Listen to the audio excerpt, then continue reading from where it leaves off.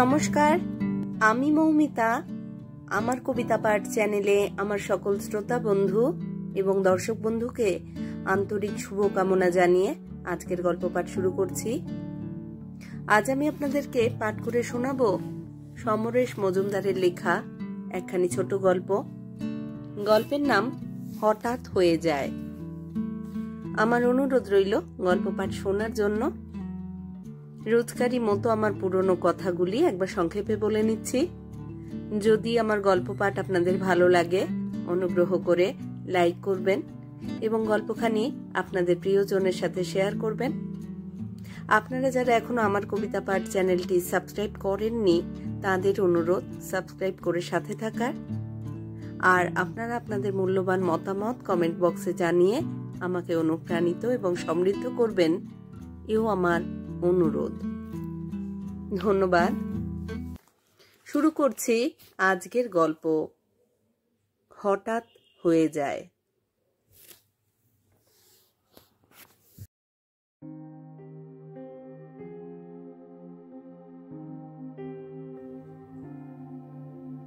দক্ষিণের বারান্দায় বেতের চেয়ারে শরীরটাকে ছেড়ে দিয়ে রবিবারে সকালটা কাটিয়ে দেওয়ার বিকল্প আর কিছু নেই ইন্দ্রজিতের কাছে।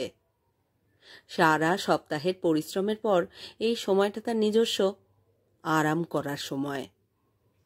যোধপুর পার্কের এই বিরাট ফ্ল্যাটটার বাসিন্দা 6 জন, ওরা 3 জন আর কর্মচারী 3 জন।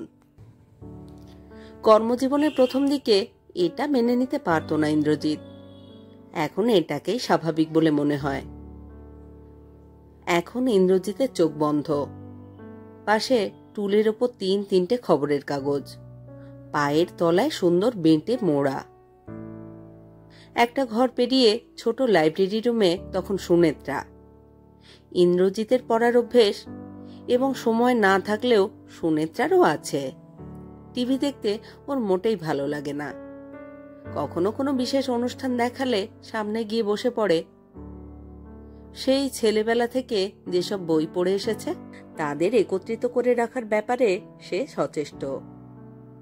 যে বইটি 15 বছর বয়সে পড়েছিল, তার বিষয়বস্তুর আকর্ষণ তেমন না থাকলেও সেটি স্পর্শ করলে সেই দিনটিতে ফিরে যেতে পারে অনায়াসে।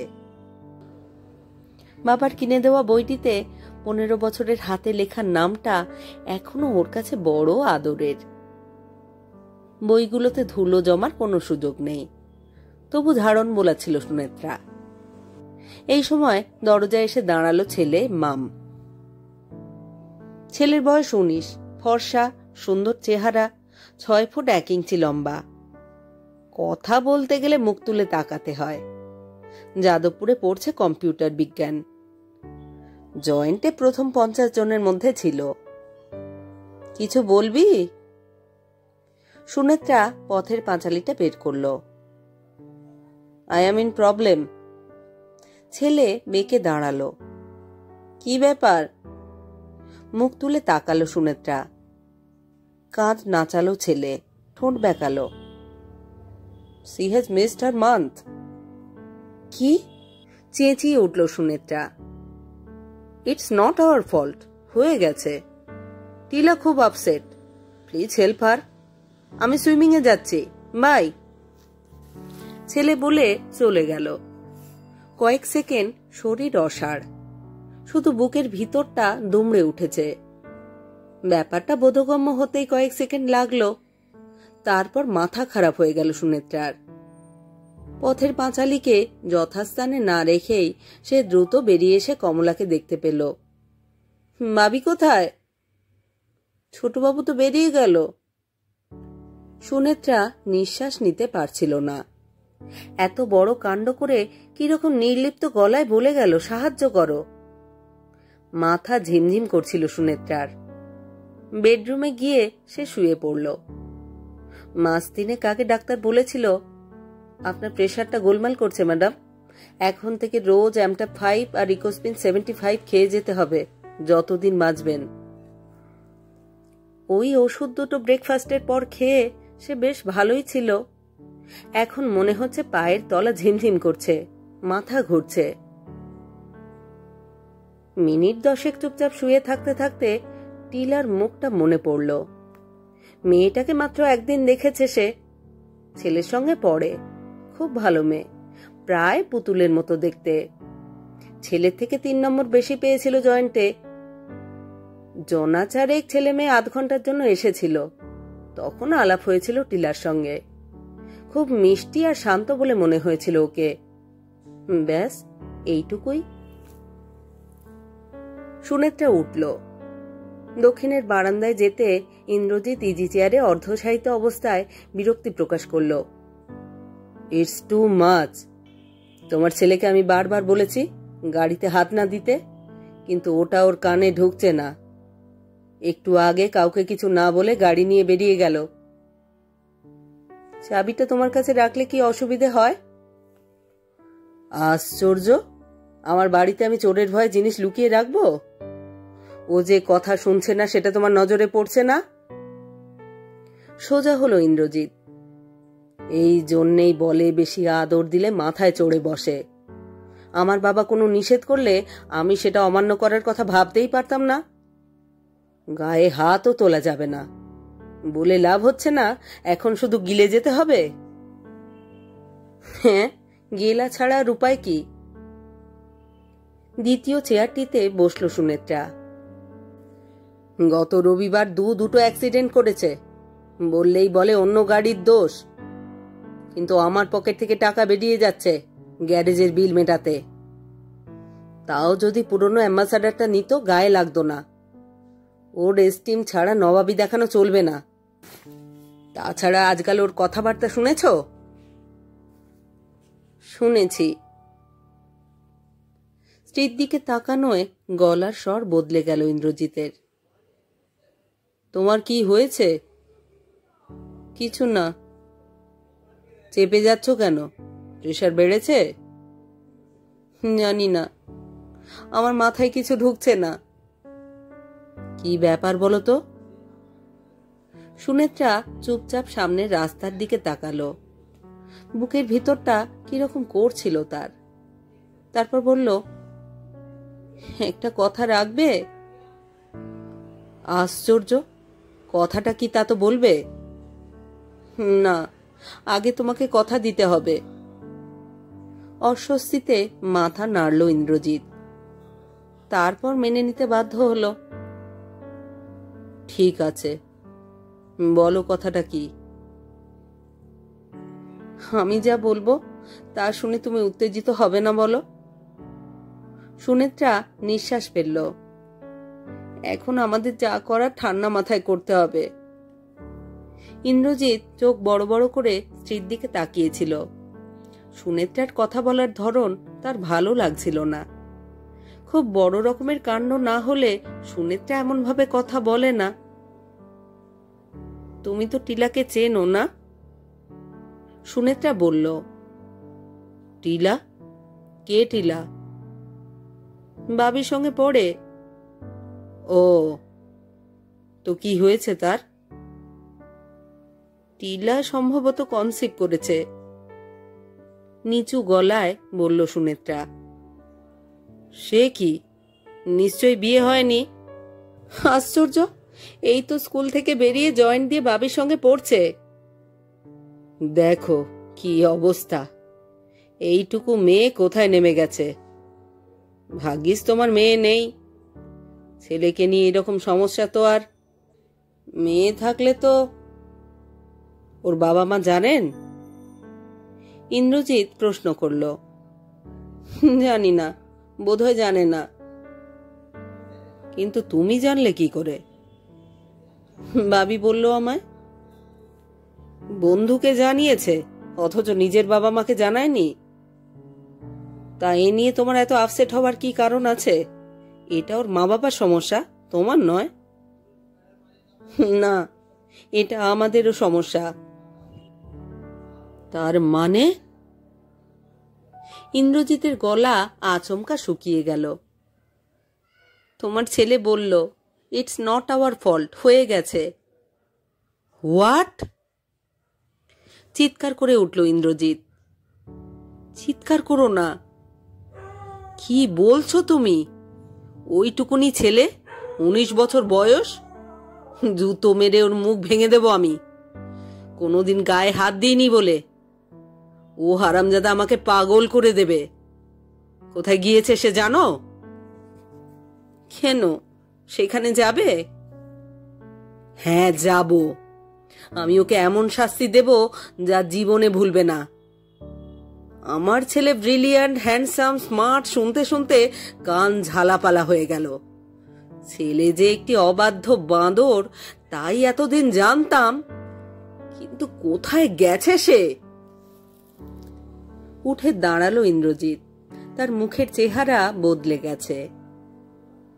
বসো। সুনেত্রা, আমি তোমাকে অনুরোধ করছি উত্তেজিত না হতে। আরে, এই কথা শোনার পর আমাকে তুমি শান্ত হতে বলছো? ওইটুকুনি ছেলে সবে স্কুল ছেড়েছে, কখন ক্রিমিনাল হয়ে গেল? আমার ছেলে রেপ করেছে আর আমি শান্ত হয়ে বসে থাকবো? ইন্দ্রজিৎ আবার বসে পড়ল। রেপ বলছো কেন? নিচু গলায় বলল সুনেত্রা। ওই হলো।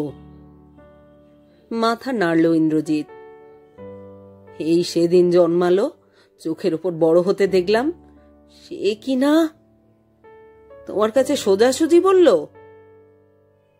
হ্যাঁ, এটাই প্লাস পয়েন্ট, লুকোয়নি।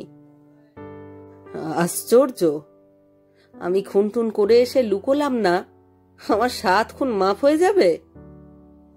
আমাদের তখনই বোঝা উচিত ছিল। কখন?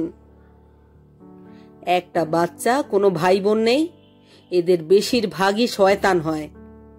ওই যে মুখার্জির ছেলেটা, ব্রিলিয়ান্ট বয়, কিন্তু নিজের কেরিয়ারের জন্য বাপ মাকে ফেলে চলে গেল। এখন শুনছি ফোন পর্যন্ত করে না। অন্যের কথা না ভেবে কি করা যায় চিন্তা করো। মেয়েটা কে? ওর সঙ্গে পড়ে। কিরকম ফ্যামিলির মেয়ে?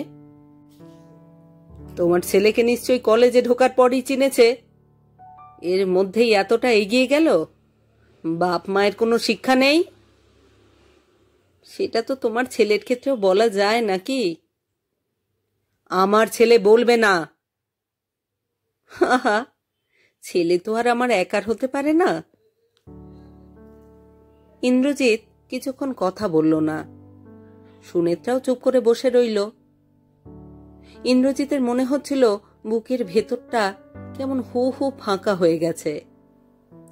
শেষ পর্যন্ত সে কথা বলল। ব্যাপারটা কোথায় হয়েছে? আমি জানি না, বলেনি আমায়। এই বয়সে হোটেলে ঢুকেছে? ভাবো, ভিতরে ভিতরে একটা কত বড় ক্রিমিনাল হয়ে উঠেছে। উফ, কখন আসবে বলে গেছে কিছু? না।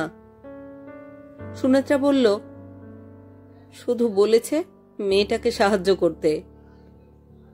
সাহায্য করতে? আমরা কি সাহায্য করব? যাদের মেয়ে তারা করবে। মেয়েটার বাবা মা জানেন? আমি কিছু জানি না। বললাম তো, কথাটা শুনে এমন হতভম্ব হয়ে পড়েছিলাম যে। তাছাড়া বলেই ও সুইমিং এ চলে গিয়েছিল। সুইমিং? দাঁড়াও, আমি ক্লাবে ফোন করছি। দাঁড়াও, ও তো ব্যাপারটা নাও বলতে পারতো। না বলে তো উপায় নেই। বিয়ে করে খাওয়াতে হলে বাপের হোটেলে বউকে নিয়ে আসতে হবে, অতএব বলতে বাধ্য। অতএব ওই 19 বছরের ছেলের বিয়ে দাও, বাকি জীবনটাই বরবাদ হয়ে যাক। বিয়ে ছাড়া কি অন্য কোনো উপায় নেই? অন্য উপায়? ও, তা সেটার জন্য তোমাকে বলার কি দরকার? নিজেরা যখন অতটা এগিয়েছে তখন বাকিটাও পারবে। কলকাতা শহরের অলিতে গলিতে এখন ওসবের ব্যবস্থা আছে। বিরক্তিতে স্থির হতে পারছিল না ইন্দ্রজিৎ। নিশ্চয়ই সাহস পায়নি, পেলে বলতো না, আমরা জানতেও পারতাম না। তুমি ওকে ক্রিমিনাল বলছো? পুরোপুরি তাই হলে আমাদের জানাতো না। সুনেত্রার বক্তব্য অস্বীকার করতে পারল না ইন্দ্রজিৎ। কিছুক্ষণ চুপ করে থেকে বলল, মেয়েটা ওর সঙ্গে পড়ে, তার মানে সমান বয়স, বড়ও হতে পারে। না হলেও সমবয়সী ছেলেদের তুলনায় মেয়েরা বেশি ম্যাচিওর্ড হয়। ওই মেয়েটা ইন্টেনশনালি করেনি তো? সুনেত্রা উঠে দাঁড়ালো। তোমার মাথা কি সত্যি খারাপ হয়ে গেছে? ছেলে ফিরল ঘন্টা দুয়েক পরে, স্নান সেরে ঝকঝকে হয়ে। ড্রয়িং রুমে ঢুকে দেখল বাবা তার দিকে তাকিয়ে আছে। কপালে ভাঁজ পড়ল তার। কিছু বলবে? ইন্দ্রজিৎ হতভম্ব হয়ে গেল। এত বড় একটা কাণ্ড করার পরও এই গলায় প্রশ্নটা করে কি করে? এই সময় সুনেত্রা ঘরে ঢুকল। বস, কথা আছে। ছেলে বলল, তাড়াতাড়ি বলো, কুইজটা শুনতে হবে। সুনেত্রার গলার স্বর বদলালো। কান ছাঁকিয়ে বসলো ছেলে ইন্দ্রজিতের উল্টো দিকে। তুমি যা বলে গেলে কথাটা সত্যি? সুনেত্রা জিজ্ঞেস করল। বাহ, মিথ্যে বলবো কেন? তোর তোর লজ্জা করছে না এইভাবে কথা বলতে? ইউ ইউ ইন্দ্রজিতের কথা জড়িয়ে গেল। সুনেত্রা বলল, প্লিজ আমাকে কথা বলতে দাও। ছেলে বলল, আমি বুঝতে পারছি না মিথ্যে কথা বলবো কেন? বলে আমি কি খুব অন্যায় করেছি? বাবা এত এক্সাইটেড হয়ে পড়ছে কেন? সুনেত্রা হাত তুলল। চুপ। তোমার কি একবার মনে হচ্ছে না কাজটা অন্যায় হয়েছে? ওয়েল, এখন মনে হচ্ছে। ছেলে মাথা নাড়ল। But we never thought of it. টিলা এখন এতটা আপসেট যে মনে হচ্ছে অন্যায় হয়েছে। ওর মা বাবা জানেন? সুনেত্রা প্রশ্ন করল। ওহ নো, জানলে ওর বাবা ওকে কেটে ফেলবে। ফেলাই উচিত, শুধু ওকে নয় তোমাকেও। ইন্দ্রজিৎ চিৎকার করল। সুনেত্রা বলল, প্লিজ। তারপর ছেলের দিকে তাকিয়ে জিজ্ঞাসা করল, টিলা ওর মাকে বলছে না কেন? ওর মায়ের কোনো ভয়েস নেই, শুনলেই বাবাকে বলে দেবেন। কিন্তু এই কথাটা তো বেশি দিন গোপন করে রাখা যাবে না। জানি, আমি অলরেডি স্টাডি করেছি, তাই তো তোমাকে সাহায্য করতে বললাম। কিন্তু আমরা কিভাবে সাহায্য করব যাদের মেয়ে তারা যদি না করে?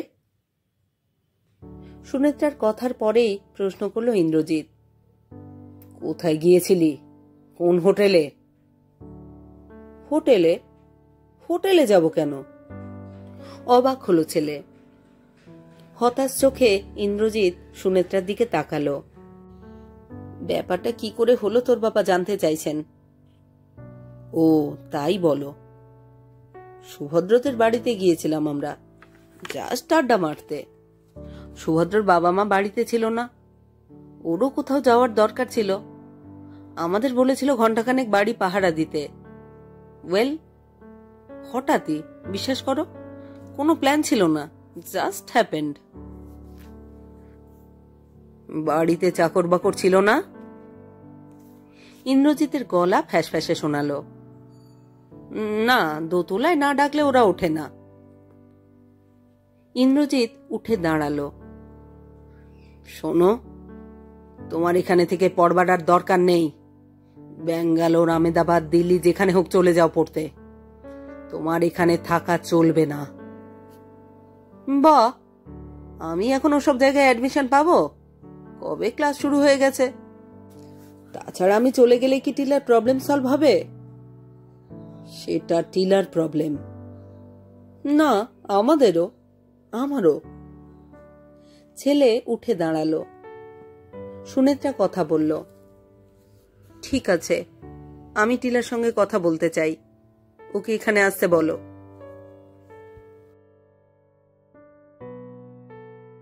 সোমবার বিকেলে যখন ছেলের সঙ্গে টিলা বাড়িতে এলো, তখন ইন্দ্রজিৎ অফিসে। এক নজরেই সুনেত্রা বুঝতে পারল মেয়েটার মুখ শুকনো। বসতে বলে কয়েক মুহূর্ত ভাবল সে। তারপর জিজ্ঞাসা করল, এমন বোকামি করলে কেন? টিলা ববির দিকে তাকালো, কাঁধ ঝাঁকালো। কটা মাস মিস করেছ? একটা। এটা অন্য কারণেও তো হতে পারে। মাথা নাড়ল টিলা। না, আমি ইউরিন পরীক্ষা করিয়েছি। সে কি, তুমি নিজে প্যাথোলজিতে গিয়েছিলে? হ্যাঁ, অন্য নাম বলেছিলাম। তোমার মতো শিক্ষিত মেয়ে এত বড় ভুল করতে পারে ভাবা যায় না। ওর একার দোষ নেই মা, ইনফ্যাক্ট ওর ইচ্ছে ছিল না, আমি ইনসিস্ট করলাম বলেই। বাবি বলল। ছেলের দিকে তাকালো সুনেত্রা। অনেক চেষ্টা করে নিজেকে সামলাতে পারল সে। এরা কি নির্লজ্জ না, যা বলছে তার গুরুত্ব বুঝতে পারছে না। টিলার দিকে তাকালো সে। তোমার মাকে বলছো না কেন? আমার মায়ের কোনো পার্সোনালিটি নেই, ওকে বললেই বাবা জানবে, বাবা এটাকে কিছুতেই মেনে নেবে না। টিলা বলল। কি করবেন? আমাকে বাড়ি থেকে বের করে দেবেন। নিজের একমাত্র মেয়েকে কেউ বাড়ি থেকে বের করে দেয় না। আপনি জানেন না আন্টি, বাবা পারেন। তাহলে তো এই ব্যাপারটাকে আইনসঙ্গত করতে তোমার বাবার সঙ্গে কথা বলতে হয়। অন্যমনস্ক গলায় বলল সুনেত্রা। ইম্পসিবল। মাথা ঝাঁকালো টিলা। মানে? আপনি কি বিয়ের কথা ভাবছেন? সোজাসুজি প্রশ্ন করল টিলা। এটাই তো স্বাভাবিক।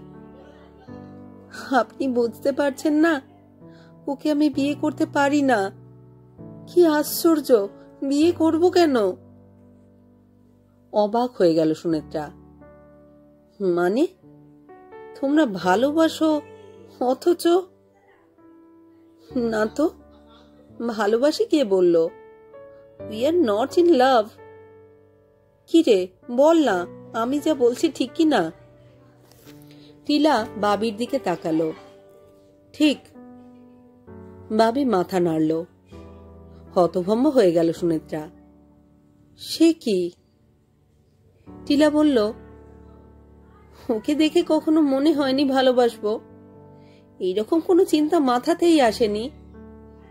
টিলার গলায় জোরালো প্রতিবাদ। অসহায় চোখে ওদের দেখল সুনেত্রা। তারপর বলল, তুমি তো যথেষ্ট বড় হয়ে গেছো, সমস্যার সমাধান নিজেই করে নাও। চোখ বন্ধ করল টিলা। আমার ভয় লাগছে আন্টি। আশ্চর্য, অতটা এগোতে পেরেছ যখন, তখন এটাও পারবে। সুনেত্রা মাথা নাড়ল। টিলা বাবির দিকে তাকালো। বাবি বলল, মা please, we don't know any place, যদি কোনো অ্যাক্সিডেন্ট হয়ে যায়। তুমি কি চাও তোমার মা বাবাকে না জানিয়ে তোমাকে নার্সিং হোমে নিয়ে যাব আমি? এটা কত বড় অন্যায় জানো? সুনেত্রা রেগে গিয়ে প্রশ্ন করল টিলাকে। কেন অন্যায় কেন? আমি এখন অ্যাডাল্ট, আমার সব কাজের জন্য মা বাবাকে কৈফিয়ত দিতে হবে? না দিলে অন্যায় হবে। টিলা বলল, তোমাদের বোঝানো শিবের পক্ষেও সম্ভব নয়। দাঁড়াও, আমি ভাবি। যদি তাই করি তাহলে একটা কন্ডিশনে করব। বলুন আন্টি। টিলা তাকালো। তোমাদের দুজনের মধ্যে আর কোনো সম্পর্ক থাকবে না। সম্পর্ক মানে? বাবি জিজ্ঞাসা করল। তোমরা আর কখনো পরস্পরকে মিট করবে না। বা কলেজে গেলেই তো দেখা হবে। সেটা হোক, কিন্তু ক্লাসের বাইরে কথা বলবে না। টিলা মাথা নাড়ল। ঠিক আছে, নো প্রবলেম আন্টি।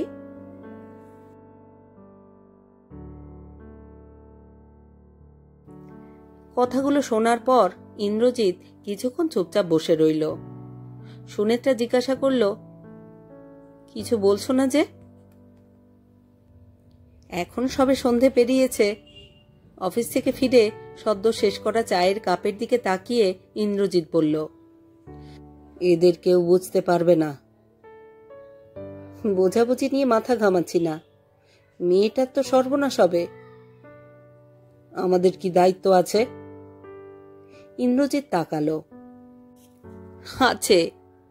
যদি উল্টোপাল্টা জায়গায় গিয়ে অবসান করিয়ে খারাপ কিছু হয়ে যায়, তাহলে তো পুলিশ তোমার ছেলেকেই ধরবে। সুনেত্রা বলল, আমার ছেলে বলো না। মাথা নাড়ল ইন্দ্রজিৎ। আমি ওর ব্যবস্থা করেছি। কি ব্যবস্থা?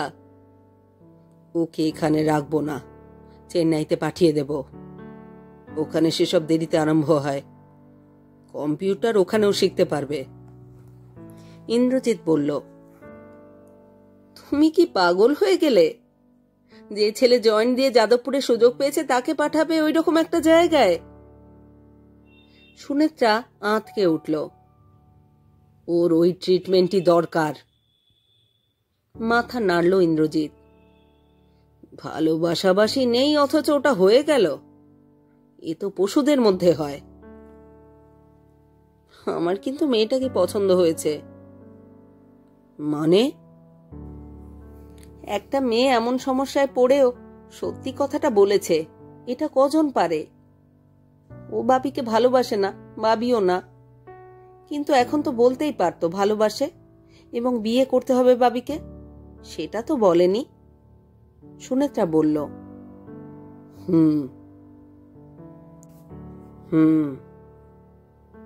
শোনো, ডক্টর চ্যাটার্জির সঙ্গে কথা বলবো।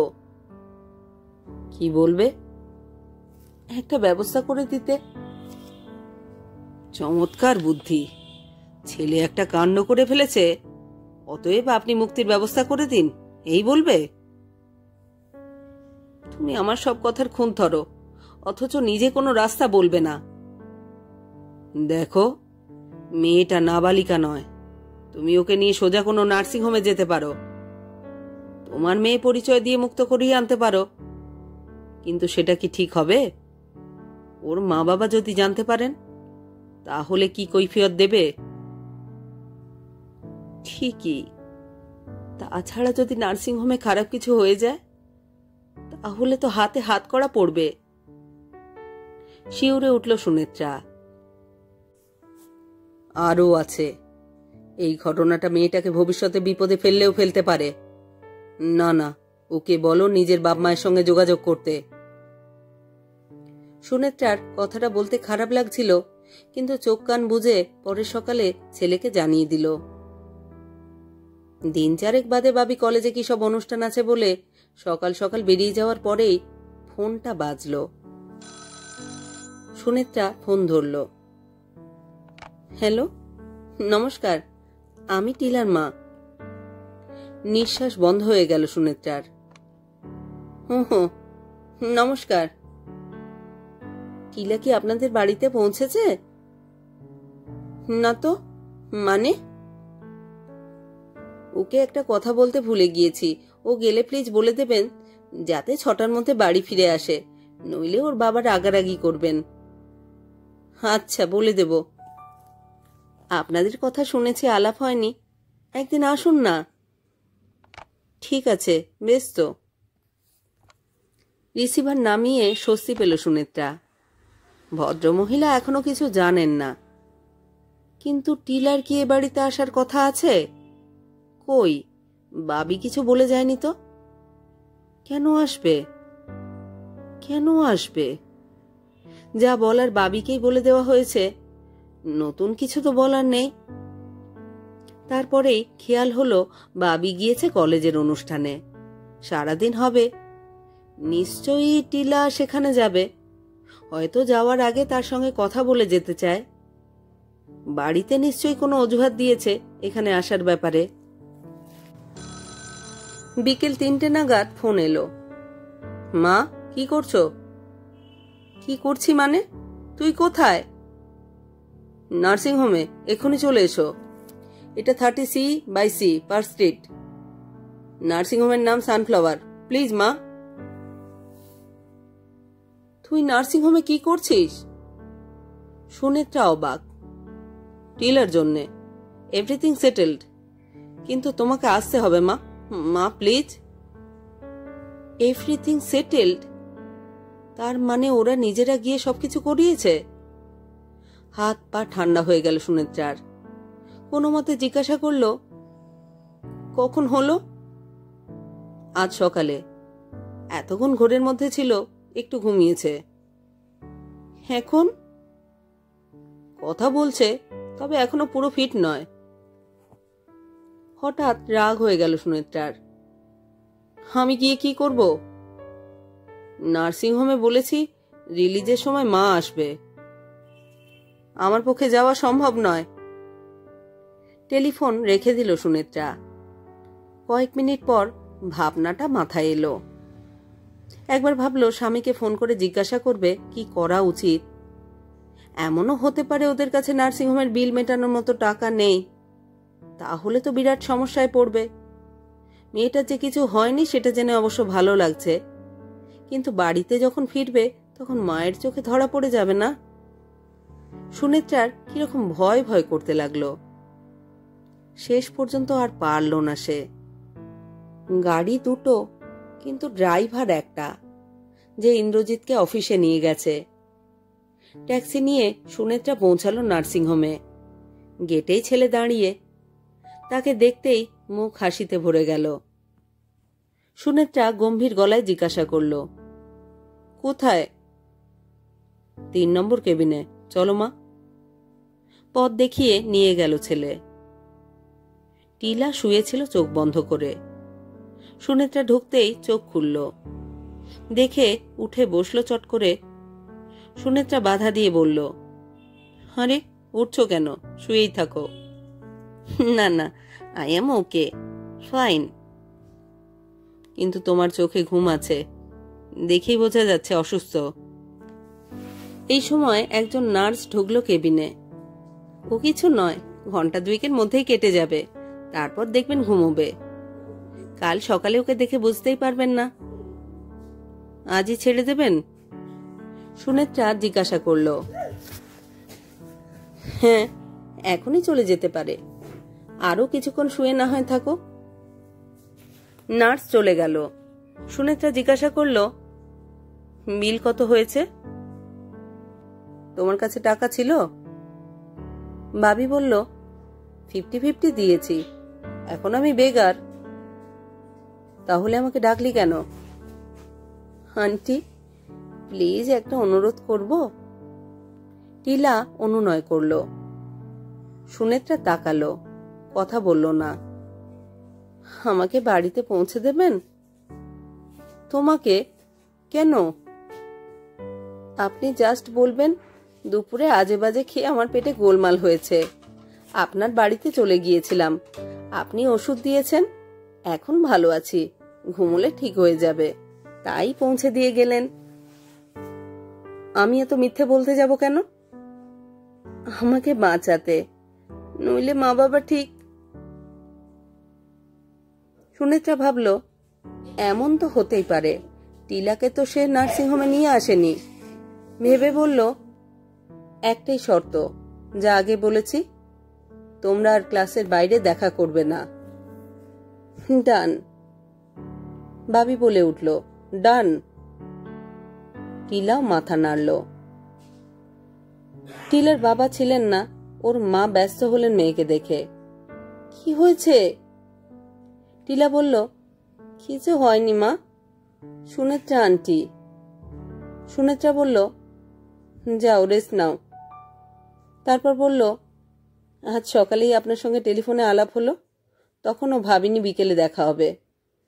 আসলে হয়েছে কি, আপনার মেয়ে কলেজের অনুষ্ঠানে উল্টোপাল্টা বোধহয় কিছু খেয়েছিল, আমার বাড়িতে এসে বমি করলো। আমি ডাক্তারকে ফোন করে ওষুধ আনিয়ে খাইয়েছি, এখন ভালো আছে। বললাম একা ছাড়বো না, চলো তোমাকে পৌঁছে দিয়ে আসি। খুব ভালো করেছেন, এত করে বলেছি বাইরের খাওয়া খাবি না, কথা শোনে না। ওকে এখন ঘুমোতে দিন, ঘুমোলেই ঠিক হয়ে যাবে। সুনেত্রা হাসল। আচ্ছা চলি। সে কি, আপনি প্রথম এলেন, একটু বসুন, চা খান। না না, ওসব আর একদিন হবে, জরুরি কাজ আছে। আচ্ছা নমস্কার। সুনেত্রা যেন পালিয়ে এলো, এসে বাঁচল। রাত্রে স্বামীকে ঘটনাটা বলতে গিয়েও পারল না সুনেত্রা। প্রতিক্রিয়া কি হবে কে জানে, কিন্তু ছেলের জন্যে এটুকু না করলে টিলার ক্ষতি হতো। কথাটা ইন্দ্রজিৎ কিছুতেই বুঝবে না। দিন 7 বাদে ইন্দ্রজিৎ বলল, সামনের সোমবার তোমার ছেলেকে চেন্নাই পাঠাবো। আর হ্যাঁ, মেয়েটার খবর কি? ঠিক আছে। তার মানে মুক্তি পেয়ে গেছে। সে কি, ওর মা বাবা হেল্প করলেন? না, নিজেরাই।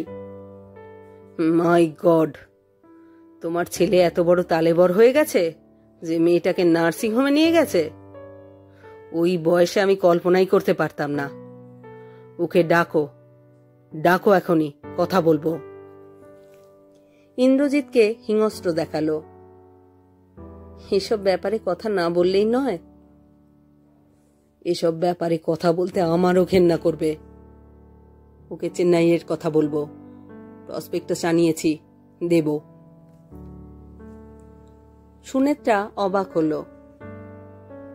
বাবি চেন্নাইয়ের প্রস্তাব শুধু মেনেই নিল না, যাওয়ার জন্যে বেশ উৎসাহী হলো। চেন্নাইয়ের কলেজে কম্পিউটার নিয়ে পড়ার সুযোগ পেলে নাকি অনেক বেশি এক্সপোজার পাওয়া যাবে। সুনেত্রারও মনে হলো এই ভালো, প্রথম বয়সের ভুলটাকে ভুলে যেতে পারবে ওরা। নিত্য ওদের সমস্যায় জড়াতে হবে না তাকে।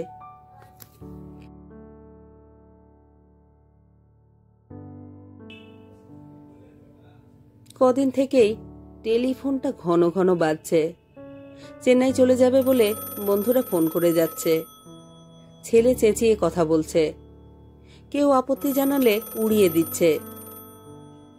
এই একটু আগে যে টেলিফোনটা এলো সেটা ধরে ছেলে কথা বলছিল হই হই করে। হঠাৎ গলা নেমে এলো। তারপর ছেলে এলো সুনেত্রার কাছে। মা, তোমার ফোন। কে? ছেলে গম্ভীর হয়ে মুখ ঘুরিয়ে নিল। রিসিভার তুলল সুনেত্রা। হ্যালো আন্টি, আমি টিলা। ও, কি খবর, কেমন আছো? আন্টি, আজ আমাদের ক্লাসের একটা ছেলে বলল ও এখান থেকে চলে যাচ্ছে চেন্নাইতে। কেন? বেটার এক্সপোজার পাবে তাই। কথাটা ও তো আমাকে জানাতেও পারতো। আমি তো তোমাদের নিষেধ করেছিলাম। কেন? আশ্চর্য, তোমরা দুজন দুজনকে ভালোবাসো না, মিছিমিছি কেন যোগাযোগ রাখবে? রাখলেই তো অতীতটা মনে পড়বে। By aunty. তুমি কিছু বলবে? I have discovered something. কি সেটা? আমি ওকে ভালোবাসি, রিয়েলি, বিশ্বাস করুন। টিলা? হ্যাঁ আন্টি, ইটস লাইক এ আবিষ্কার। কি বলছো তুমি? আমি একদম ঠিক বলছি। কথাটা আমি ওকে বললাম।